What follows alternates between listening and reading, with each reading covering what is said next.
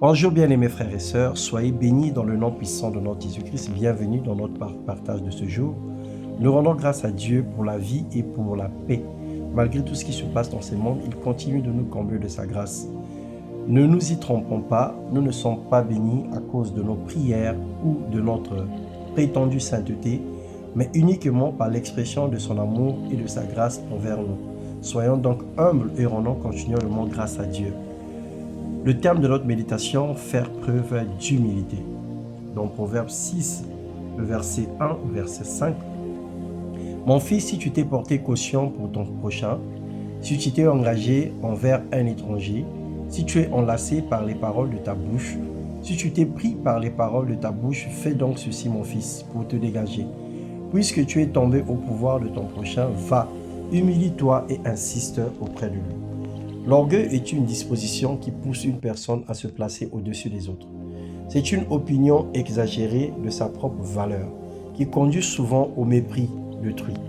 À l'inverse, l'humilité nous aide à reconnaître nos limites, accepter nos torts et à marcher dans la vérité.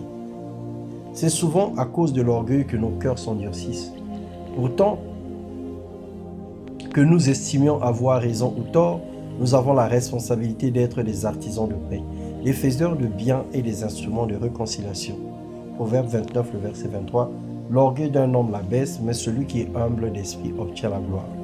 Lorsque nous sommes confrontés à nos erreurs, à des promesses non tenues ou des engagements non respectés, que ce soit envers les autres ou envers Dieu, la bonne attitude consiste à nous humilier.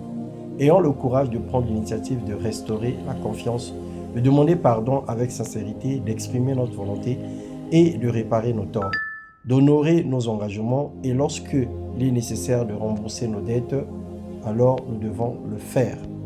Trop souvent, nous empruntons sans rembourser, nous recevons sans partager, nous cultivons l'égoïsme, l'avarice et l'ingratitude. Ces attitudes affaiblissent l'Église et ternissent notre témoignage en tant qu'enfant de Dieu. Alors ce matin, tu dois prier le Seigneur pour que le Seigneur puisse t'aider à sortir de ces choses. Père, dans ton immense miséricorde, ne nous abandonne pas, nous te prions de diriger nos vies par ta main puissante et de nous conduire par ton esprit, afin que nous marchions dans la sagesse. Pardonne notre orgueil, notre méchanceté, notre avarice et toutes nos fautes. Transforme nos cœurs et apprends-nous à vivre dans l'humilité, l'amour et l'obéissance. Nous avons besoin de toi. Que le changement commence en nous, au nom puissant de Jésus-Christ, et que nous soyons les instruments par lesquels ton nom est glorifié. Accorde-nous l'humilité qui précède la gloire, accorde-nous l'abaissement et l'esprit de réconciliation. Dans le nom puissant de Jésus-Christ. Amen.